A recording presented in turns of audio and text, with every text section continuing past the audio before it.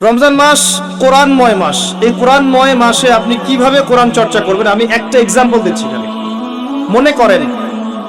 মনে করেন আপনি আল কোরআন বিশুদ্ধ করে তেলাওয়াত করতে জানেন না। আপনার জন্য এই মাসের টার্গেট হচ্ছে আপনি এই মাসে কোরআন তেলাওয়াত করা শিখবেন, এতটুকু। মনে করেন আপনি কোরআন তেলাওয়াত করতে জানেন, আপনার জন্য টার্গেট হচ্ছে এই মাসে আপনি পুরো কোরআন একবার খতম দিবেন, প্রত্যেকদিন এক পারা করে পড়বেন। মনে করেন আপনি কোরআনের হাফেজ, মানে আপনার টার্গেট হচ্ছে এই মাসে আপনি আল কোরআন শুরু থেকে শেষ পর্যন্ত হিফজটা চর্চা করবেন। এক একজনের দায়িত্ব এক এক রকম। মনে করেন আপনি কোরআনের হাফেজ, আরবি ভাষা বোঝেন, মাশাআল্লাহ, আরবি ব্যাকরণ বোঝেন, কোরআন তিলাওয়াত করতে জানেন, আলহামদুলিল্লাহ। এখন এই মাসে আপনার দায়িত্ব হচ্ছে আপনি কোরআন এর ভিতরে ঢুকবেন, ঢুকে অর্থগুলো গবেষণা করবেন। এক এক মানুষের সেকশন এক এক রকম, এবং যারা স্কলার, বিজ্ঞ আলেম, তারা কোরআন থেকে গবেষণা করে এই মাসে নতুন নতুন দার্স মানুষকে দিবে, কোরআন মানুষকে শেখাবে। কিরকম করে? ফর এক্সাম্পল, মনে করেন আপনি কোরআন খুলেছেন, এখানে একটা সূরা বের হলো, সূরাতুল লুকমান। কি নাম? সূরা লুকমান। আপনি পড়া শুরু করলেন। সূরা লুকমান মাক্কি সূরা না মাদানী সূরা? সূরা লুকমানের আয়াত সংখ্যা কত? সূরা লুকমানের মেইন পয়েন্টস গুলো কি কি? তাফসীর আপনার পাশে থাকবে, যেটা আপনি বেশি পছন্দ করেন, মারিফুল কোরআন হোক, ইবনে কাসির হোক বা জালালাইন হোক, যেটা আপনার কাছে বেস্ট মনে হয় খুলবেন, নোট আউট করবেন, খাতা নেবেন, খাতা কলম নেবেন। সূরা লুকমান মাক্কি সূরা না মাদানী সূরা লিখবেন। আয়াত সংখ্যা কত, রুকু সংখ্যা কত, এই সূরার মূল পয়েন্টস গুলো কি কি। আয়াত নাম্বার 1 কি বলেছেন আল্লাহ পাক? পড়ছেন, লিখছেন, পড়ছেন, লিখছেন। আমি একটা এক্সাম্পল দিচ্ছি, আমি আপনাকে শেখাচ্ছি কিভাবে আপনি স্টাডি করতে পারেন। মনে করেন আপনি চলে আসলেন 12 নম্বর আয়াতে, এসে দেখলেন আল্লাহ পাক বলছেন, একটা প্রসঙ্গে বলছেন, ওয়ালাকাদ আতাইনা লুকমানাল হিকমা আনিশকুর লিল্লাহ ওয়া মান ইয়াশকুর ফাইন্নামা ইয়াশকুরু লিনাফসিহি ওয়া মান কাফারা ফাইন্নাল্লাহা গনিয়্যুন হামিদ। একটা আয়াত, 12 নম্বর আয়াত। এবার আপনি এখানে দেখছেন ওয়ালাকাদ আতাইনা লুকমানাল হিকমা, আল্লাহ পাক বলছেন নিশ্চয়ই আমি লোকমানকে হিকমত দিয়েছি, প্রজ্ঞা দিয়েছি। আপনার পয়েন্ট কি? লোকমান কে? 2 নম্বর পয়েন্ট, হিকমা, প্রজ্ঞা কি? বুঝতে পারছেন কিভাবে স্টাডি করবেন? লুকমান কে? ওয়ালাকাদ আতাইনা লুকমানাল হিকমা, আমি লুকমান আলাইহিস সালামকে হিকমা দিয়েছি। অনেকে বলেন তিনি নবী ছিলেন, আবার অনেকে বলেন তিনি নবী ছিলেন না, তিনি একজন আল্লাহর ওলি ছিলেন। প্রসঙ্গ যেটাই হোক, আল্লাহ বলছেন তাকে আমি হিকমা দিয়েছি, প্রজ্ঞা দিয়েছি। হিকমা কি জিনিস? হিকমা কি? দূরদর্শিতা, প্রজ্ঞা, বিচক্ষণতা, প্রচন্ড গভীর জ্ঞান দিয়েছি। ওই যে খিদির আলাইহিস সালামের মতো দূরদর্শিতা সম্পন্ন। নৌকা ফুটা করছি কেন? পিছনে জলদস্যু আছে তাই। বাচ্চাকে হত্যা করছি কেন? এই বাচ্চা বড় হলে কাফের হয়ে যাবে, এই জন্য। এই দেয়াল নির্মাণ করলাম কেন? দেয়ালের নিচে এতিম বাচ্চার সম্পত্তি আছে। এই যে প্রজ্ঞা, দূরদর্শিতা। মুসা আলাইহিস সালাম বুঝতে পারছেন না, কেন নৌকা ফুটা করছেন, কেন আপনি বাচ্চাকে হত্যা করলেন, কেন দেয়াল নির্মাণ করলেন। মুসা আলাইহিস সালামও কিন্তু একজন নবী। খিদির আলাইহিস সালামকে আল্লাহ পাক বলেছেন ওয়াল্লামনাহু মিন লাদুন্না ইলমা, আমার পক্ষ থেকে ওকে জ্ঞান শিক্ষা দিয়েছে। সুবহানাল্লাহ। লুকমান আলাইহিস সালামকে আল্লাহ পাক হিকমা দিয়েছেন, প্রজ্ঞা। এই যে আপনি পড়াশোনা করছেন, লুকমান আলাইহিস সালাম কে? তিনি ছিলেন একজন হাবাশী। হাবাশী মানে আফ্রিকার মানুষ, কালো মানুষ। 3 জন ব্যক্তির জন্য জান্নাতে বড় মর্যাদা আছে। একজন বেলাল রাদিয়াল্লাহু আনহু, কালো মানুষ। একজন লুকমান, এই যে হাকিম আলাইহিস সালাম। আর একজন হচ্ছেন বাদশা নাজাশী, আবিসিনিয়ার বাদশা। এই 3 জনের জন্য জান্নাতে বড় মর্যাদা আছে। লুকমান আলাইহিস সালাম আফ্রিকার একজন মানুষ, ইথিওপিয়া, এরিট্রিয়ার মানুষ, একজন বিজ্ঞ মানুষ। নবী ছিলেন না বলেই বেশি কথা এসেছে। আর তাকে আল্লাহ পাক প্রজ্ঞা দিয়েছিলেন। প্রজ্ঞা মানে হিকমা। এরপর আল্লাহ কি বলেছেন? আনিশকুরুল্লাহ, তুমি আমার শুকরিয়া আদায় করো। একজন প্রজ্ঞাবান মানুষের দায়িত্ব আল্লাহ শুকরিয়া আদায় করা। আল্লাহ অন্য সূরায় বলেছেন লাইন শাকারতুম লাযাযিদান্নাকুম, তোমরা আমার শুকরিয়া আদায় করলে আমি নিয়ামত কি করব? বাড়িয়ে দিব। ওয়া লাইন কাফারতুম ইন্না আযাবি লাশাদীদ, কুফরি করলে জেনে রাখো আমার আযাব বড় কঠিন। একটা আয়াত থেকে আপনি অনেকগুলো মেসেজ পাচ্ছেন। লুকমান আলাইহিস সালাম কে ছিলেন? তাকে আল্লাহ পাক কি দিয়েছিলেন? তিনি কোথাকার মানুষ ছিলেন? তাকে আল্লাহ কি বলেছেন? শুকরিয়া আদায় করতে বলেছেন। আমিও শুকরিয়া আদায় করব ইনশাআল্লাহ, বলবো আলহামদুলিল্লাহ। এবং আল্লাহ বলছেন যে ব্যক্তি শুকরিয়া আদায় করে সে নিজের জন্যই করে, কেউ যদি কুফরি করে আল্লাহর কিচ্ছু যায় আসে না। এটা শিক্ষা পেলেন। এভাবে আয়াত বাই আয়াত স্টাডি করবেন। তারপরে সামনে যান।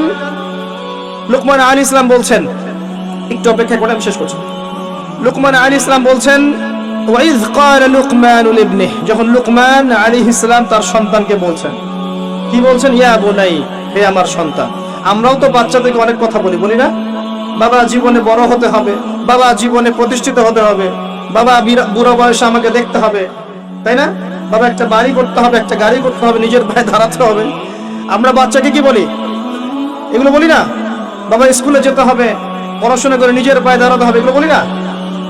লুকমান আলাইহিস সালামকে আল্লাহ পাক বলেছেন বিজ্ঞ প্রজ্ঞাবান মানুষ, তিনি কি বলছেন?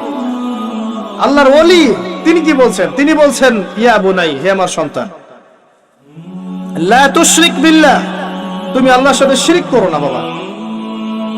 ইন্না শিরকা লা যুলমুন আযীম, নিশ্চয় শিরক হচ্ছে বড় জুলুম। সন্তানকে কি শেখাবেন? এখান থেকে শেখেন শিরক কি, শিরক কত প্রকার, কি কি আপনাকে পড়তে হবে এখন। 3 প্রকার। কয় প্রকার? 3 প্রকার। বিশ্বাসে শিরক হয়, কথায় শিরক হয়, কাজে শিরক হয়। সহজ কথা, যেমন আল্লাহ ছাড়া অন্য কোন ইলাহ আছে মনে করলে শিরক, আল্লাহ ছাড়া অন্য কাউকে সিজদা করলে শিরক, আল্লাহ ছাড়া অন্য কারো কাছে দোয়া করলে শিরক, আল্লাহ ছাড়া অন্য কারো বিধানকে আল্লাহর বিধানের মর্যাদা দিলে শিরক, তাকদীরকে অস্বীকার করলে শিরক, আল্লাহর হালালকে হারাম করলে শিরক, আল্লাহর হারামকে হালাল করে নিলে শিরক, আল্লাহ ছাড়া অন্য কারো নামে নজর মানত করলে শিরক হয়, আল্লাহ ছাড়া অন্য কারো নামে কসম করলে শিরক হয়, আল্লাহ ছাড়া অন্য কারো নামে জবাই করলে শিরক হয়, আল্লাহকে অস্বীকার করলে শিরক হয়, বিগ ব্যাং থেকেই মহাবিশ্ব সৃষ্টি হয়েছে এরকম আকীদা পোষণ করলে শিরক হয়। কত শিরক হয়, শিরকের কত ক্যাটাগরিজ আছে পড়েন। সন্তানকে বলছেন শিরক করো না বাবা, শিরক সবচেয়ে বড় জুলুম, যত জুলুম আছে পৃথিবীতে সবচেয়ে বড় জুলুম শিরক। আবার সামনে যান, এই যে মেসেজ পাচ্ছেন লিখেন, খাতার মধ্যে লিখেন এগুলা। তারপরে সামনে যান, পরের আয়াতে যান, তিনি বলছেন ইয়া বুনাই লা তুশরিক বিল্লাহ ইন্না শিরকা লা যুলমুন আযীম ওয়া ওয়াসাইনা আল ইনসানা বিওয়ালিদাইহি হুসনা। নিজের পিতামাতার সাথে ভালো আচরণ করো, নিজের পিতামাতার সাথে ভালো ব্যবহার করো, পিতামাতাকে বৃদ্ধাশ্রমে রেখে এসো, পিতামাতার সাথে ভালো আচরণ করো। যে ব্যক্তি পিতামাতাকে পেয়েছে তাদের সেবা যত্ন করে জান্নাত লাভ করতে পারে নাই, নবী সাল্লাল্লাহু আলাইহি ওয়াসাল্লাম বলেছেন এই ব্যক্তির জন্য ধ্বংস, লানত। নিজের পিতামাতার সাথে ভালো আচরণ করো। ওয়া ওয়াসাইনাল ইনসানা বিওয়ালিদাইহি হুসনা। কি করেছেন তারা? আমার জন্য হামালাতহু উম্মুহু ওয়াহনান আলা ওয়াহন, তার মা তাকে কষ্টের পর কষ্ট সহ্য করে গর্ভধারণ করেছে। একটা দিন গর্ভধারণের কষ্টকে আমরা শোধ করতে পারবো? কেউ পারবে? পিঠের চামড়া তুলে পাপোশ বানালে মায়ের ঋণ শোধ হবে? ওয়াফিসালুহু ফি আমাইন, শুধু তাই নয়, 2 বছর কয়েক মাস দুধও পান করিয়েছে, 2 বছরের বেশি দুধও পান করিয়েছে। এই মায়ের 1 ফোঁটা দুধের দাম কেউ শোধ করতে পারবে? তখন আমার কোনো বোধ শক্তি ছিল? খালি কাঁদতাম ক্ষুধা লাগলে, মা বুঝে ফেলতো যে আমার ক্ষুধা লেগেছে। মায়ের মূল্য কে দিবে? যাদের মা নাই তারা জানে মায়ের মর্যাদা কেমন, তাই না? যাদের মা নাই তারা জানে মা কি জিনিস। প্রিয় ভাইয়েরা, বাবা মার সাথে কখনো খারাপ ব্যবহার করতে যায় না। আপনাকে মারুক কাটুক যাই করুক, সম্পত্তি থেকে বঞ্চিত করলেও আপনি খারাপ ব্যবহার করতে যায় না। আর এখন শেষ জামানা চলছে, মানুষ বাপকে হত্যা করে, মানুষ মাকে হত্যা করে, দেখেন না? মানুষ ভাইকে হত্যা করে, বোনকে হত্যা করে, প্রতিবেশীকে হত্যা করে, ভাইকে হত্যা করে। আখিরুজ জামান। আর কোন সাইনের জন্য অপেক্ষা করছেন? আর কোন নিদর্শনের জন্য অপেক্ষা করছেন? ওয়াফিসালুহু ফি আমাইন আনিশকুর লি ওয়া লিওয়ালিদাইকা ইলাইয়াল মাসির। আমার আল্লাহ বলছেন আমার শুকরিয়া আদায় করো, তোমার পিতামাতার শুকরিয়া আদায় করো, আর মনে রেখো আমার কাছেই ফিরে আসতে হবে। তবে জেনে রেখো তারপরে আয়াতে, এগুলো নোট করবেন। তারপরে আয়াতে লেখা আছে, আল্লাহ পাক বলেছেন ওয়াইন জাহাদাকা আলা আন তুশরিকা বিমা লাইসা লাকা বিহি ইলম ফালা তুতিউহুমা। তোমার এই পিতামাতাও যদি তোমাকে আমার সাথে শিরক করতে বলে তাহলে কোশ্চিন কালেও তাদের কথা শুনো না। এবার বুঝলে আল্লাহর মর্যাদা কোথায়, শিরক কি জিনিস। যদি এই পিতামাতাও তোমাকে শিরক করতে বলে তাদের কথা শুনো না। তবে ওয়াসাহিবহুমা ফিদ দুনিয়া মারুফা, এই দুনিয়াতে তাদের সাথে ভালো আচরণ, হক আদায় করো। অমুসলিম হলেও হক আদায় করো। আনিশকুর লি ওয়া লিওয়ালিদাইকা ইলাইয়াল মাসির ওয়া ইন জাহাদাকা আলা আন তুশরিকা বিমা লাইসা লাকা বিহি ইলম ফালা তুতিউহুমা ওয়া সাহিবহুমা ফিদ দুনিয়া মারুফা। আল্লাহ বলেন ওয়াত্তাবি' সাবিলা মান আনাবা ইলাই, যে রাস্তাটা আমার দিকে আসে, যেই পথ আমার পর্যন্ত পৌঁছায় সেই পথ ফলো করো। এটা কোন পথ? মুহাম্মদ সাল্লাল্লাহু আলাইহি ওয়াসাল্লামের পথ, তাই নয় কি? যে পথ আমার পর্যন্ত আসে সেই পথ অনুসরণ করো, সেটা হচ্ছে মুহাম্মদ সাল্লাল্লাহু আলাইহি ওয়াসাল্লামের তরিকা। এরপর আল্লাহ আরো বলেছেন আকিমিস সালাহ, হে আমার সন্তান। লুকমান আলাইহিস সালাম নসিহত করছেন, হে আমার সন্তান আকিমিস সালাহ, সালাত কায়েম করো। বাবা, আমরা বাচ্চাকে কি বলি? বাবা এই কার্টুন দেখো, বাবা চকলেট খাও, বাবা এই যে আমরা ছোট ছোট গাড়ি কিনে চালাও, মাঠে খেলো। কে বলছেন? লুকমান হাকিম। তিনি বলছেন আকিমিস সালাত, সালাত কায়েম করো বাবা। ওয়া'মুর বিল মা'রুফ, এবং মানুষকে সৎ কাজের আদেশ করবে, ভালো ভালো কথা বলবে, নামাজ পড়তে বলবে, রোজা রাখতে বলবে, হজ যাকাতের কথা বলবে, ইসলামের সৌন্দর্যের কথা বলবে, মানুষকে ভালো ভালো কথা বলবে। একই সাথে ওয়ানহা আনিল মুনকার, এবং অসৎ কাজের নিষেধ করো। শুধু সুসুরি মার্কা দাওয়াত দিও না মানুষকে, যেগুলো দাওয়াত দিলে কোনো সমস্যা নাই সেগুলোই বলে বেড়াও না। অসৎ কাজের নিষেধ করো। শুধু বলো না নামাজই পড়তে হবে, এটাও বলো যে সুদ ছাড়তে হবে। শুধু বলো না রমজানের রোজা রাখতে, এটাও বলো যে ঘুষ ছাড়তে হবে। শুধু বলো না যে দান সাদাকা করেন, এটাও বলো যে জেনা করো না, মদ খেও না, দুর্নীতি করো না। আল্লাহর জমিন, আল্লাহর দিনটা প্রতিষ্ঠা করো। অসৎ কাজে নিষেধ করো। ওয়াসবির আলা মা আসাবাক, যখন অসৎ কাজে নিষেধ করবে তখন অনেক বাধা বিপত্তি আসবে, ওই সময় সবর করো। ওয়াসবির আলা মা আসাবাক, এরপর সবর করো। কারণ যখন তুমি সৎ কাজের আদেশ করবে তখন মানুষ তোমাকে কিছু বলবে না। যখন এর সাথে অসৎ কাজে নিষেধ শুরু করবে তখন তোমার উপর বাধা আসবে, জুলুম আসবে, নির্যাতন আসবে, শারীরিক নির্যাতন আসবে, মানসিক আসবে, পারিবারিক আসবে, সামাজিক আসবে, বহুত নির্যাতন আসবে। তখন ওয়াসবির আলা মা আসাবাক, সবর করো, যা আসছে এর উপর সবর করো। ইন্না যালিকা মিন আজমিল উমুর, এই সবরটা খুব কঠিন, এটাই সবচেয়ে বড় লেভেলের ইবাদত, সবচেয়ে কঠিন এটা। আল্লাহ পাক তার ভাষায় আরো বলেছেন ওয়ালা তুসাইর খাদ্দাকা লিন-নাস, এগুলো নোট করলেন। ওয়ালা তুসাইর খাদ্দাকা লিন-নাস, মানুষের দিক থেকে অহংকারের ভরে মুখটা ফিরিয়ে নিও না। দেখেন না, অহংকারের মতো মুখটা ফিরিয়ে নিও না। ওয়ালা তুসাইর খাদ্দাকা লিন-নাস ওয়ালা তামশি ফিল আরদি মারহা, আর জমিনের বুকে বুক ফুলিয়ে দম্ভ ভরে চলাফেরা করো না। সূরা বনী ইসরাঈল আল্লাহ পাক বলেছেন ওয়ালা তামশি ফিল আরদি মারহা ইন্নাকা লা তাখরিকুল আরদা ওয়া লান তাবলুগাল জিবালা তুলা, এ মানুষ জমিনের বুকে দম্ভ ভরে চলো না, কারণ তুমি এই জমিনকে ধসিয়ে দিতে পারবে না, আর তুমি পাহাড়ের উচ্চতায় পৌঁছাতে পারবে না। সুবহানাল্লাহ, কি ভাষা! মানুষের মনে আঘাত করার মতো ভাষা। আল্লাহ ছাড়া এমন করে কে কথা বলতে পারে? ওয়ালা তামশি ফিল আরদি মারহা, জমিনে দম্ভ ভরে চলো না। ইন্নাকা লান তাখরিকুল আরদ, তুমি জমিনকে ধসিয়ে দিতে পারবে না।